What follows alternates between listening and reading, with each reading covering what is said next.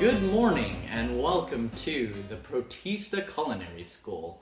And today I'm host Zooflagellate, and this is our guest. I'm Chrisified.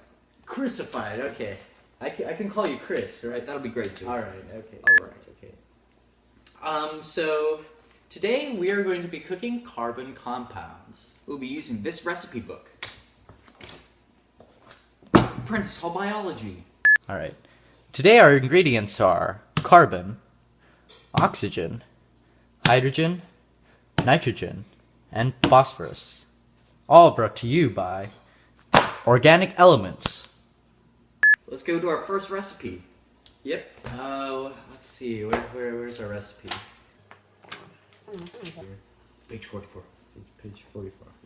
Ah, there we go. Carbon compounds. It's a nice layout here. You got some key concepts to remind you what you're doing, and some nice material list, some reading strategies as you're trying to understand these recipes, and some nice diagrams. So let's begin. Our first recipe, carbohydrates.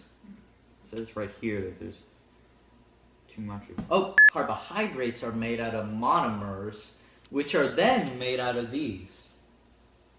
H's, O's, and C's. H's, O's, and C's. That must mean carbon, hydrogen, and oxygen. Oh, reading on, you take these monosaccharides. That's cooking. That's cooking jargon. That's cooking jargon for sugar molecules.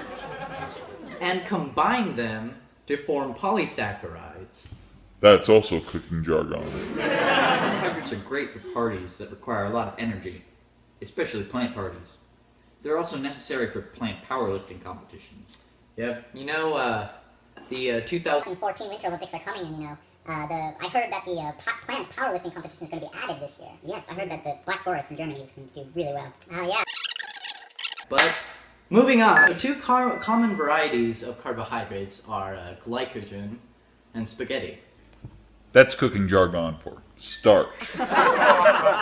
So let's start cooking. So the rest, what is that? Let's see, some hydrogen using our measurement device here.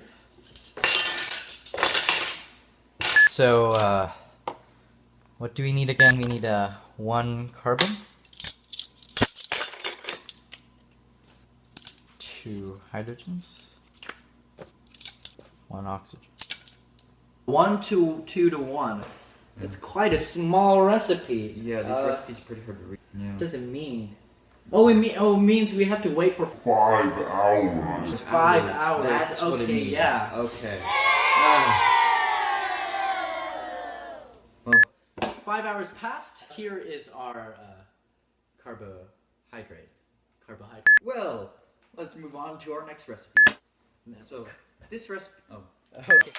Alright, moving on to lipids. This recipe is like the one before.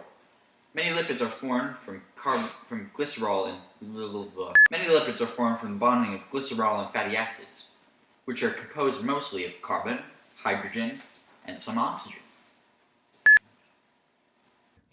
Here's another diagram of what to expect. Glycerol here, fatty acid here, and this is a polyunsaturated lipid.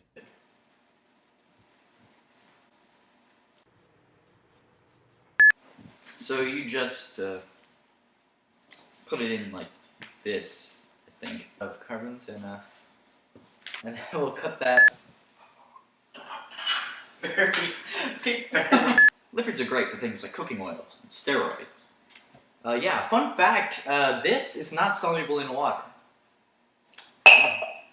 Lipids whose fatty acids contain more than one double bond are said to be polyunsaturated.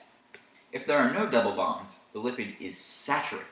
So, when you're creating these lipids, make sure you know. So, when you're creating these lipids, make sure you know which one you want to create. This is a lipid. Oh wait, I think you're supposed to point at your... This is also a lipid. Or no, should I do this over here? Next up on our menu, we have nucleic acids.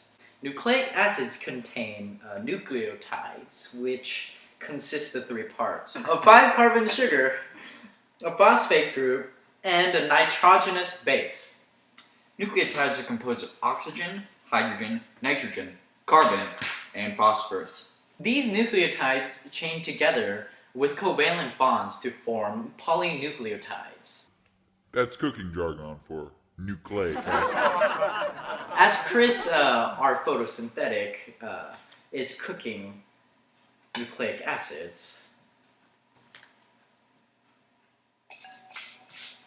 I'll explain what nucleic acids are. So, this food, nucleic acid, has 2 different types, RNA and DNA. Nucleic acids are good for when you want to transmit genetic information. About finished, right? Maybe? No. I think there was still oil in there. Here is our nucleic acid. That thing. Yeah, right there. It comes in many different forms and flavors. Flavors. Next up we have proteins.